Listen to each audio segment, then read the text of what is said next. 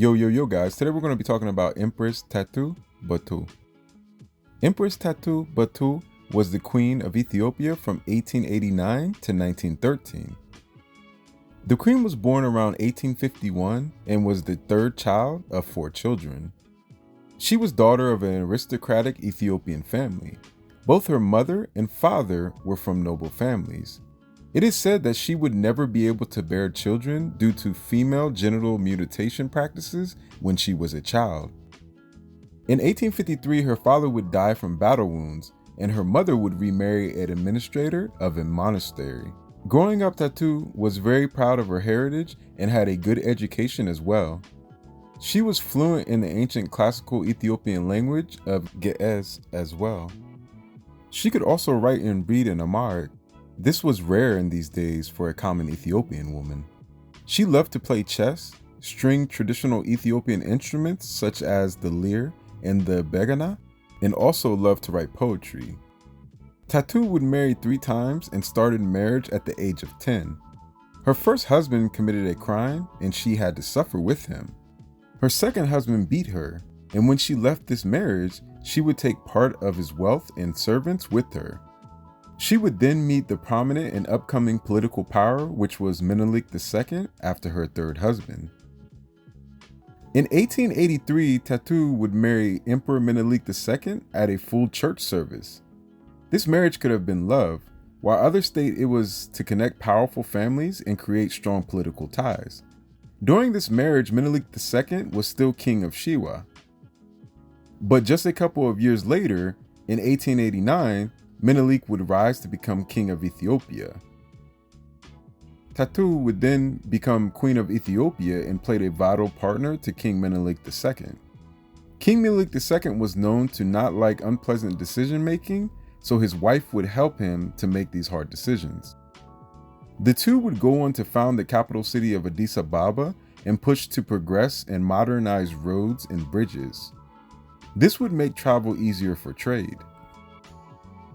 They also upgraded the hospital system, created the national bank, railways, telephone services, postal systems, education systems, and created a modern currency. King Menelik II would usually say, "Yes, tomorrow," on a lot of issues he found unpleasant. Queen Taytu would step up and say, "Absolutely not." To issues the king did not want to refuse. The queen was a very valuable advisor to the king, and the king would consult with her before making important decisions. Her loyalty to her country and intelligence towards foreign affairs, military, administrative, political, and domestic politics put the queen on a higher level. Just 6 years later, the colonization of Africa would finally come to Ethiopia. Soon after, the Italians would send a treaty which would try to fool the king and queen of Ethiopia. The Treaty of Makalle in 1889 had 2 different agreements in 2 different languages. The Ethiopian Amharic version stated that Ethiopia as a country was recognized and its relationship with Italy would be diplomatic, while the Italian version stated that Ethiopia would become a protectorate of Italy. To make sure the treaty was the same in both languages, the king and queen made a royal counselor read thoroughly through the Italian version. As soon as the counselor found out lies from the Italians, the queen would tear up the treaty and stated strongly to King Menelik II to declare war. The queen would rather go to war than be a child of a country and people with less history than her. She stood strong on her point and even told her husband not to be even an inch diplomatic to the Italians who tried to take Ethiopians as stupid. Emperor Menelik II would soon after declare war on the Italians. The Italians, Europe, and many world countries were convinced that Italy would conquer Ethiopia swiftly with a landslide on the battlefield. In 1896, Italian troops would try to conquer Ethiopia from the eastern part of the country with heavily armed Italian troops. Queen Taytu wanted to be on the front lines with her troops, so she would ignore higher officials who told her to stay in the capital. She would mobilize thousands of women and men and motivated them from retreating. These men and women were not soldiers, but she would mobilize them to fight with shields, swords, and spears. In the country's time of need, this is the decision she thought was best.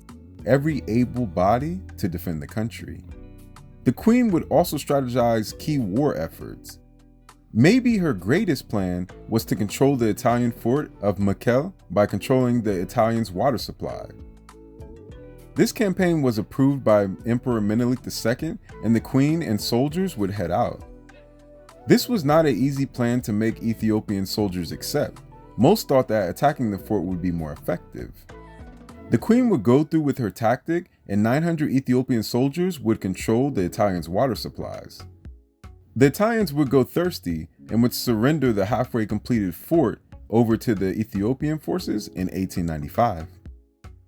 During the campaigns, the queen would command close to 5,000 infantry and 600 mounted soldiers.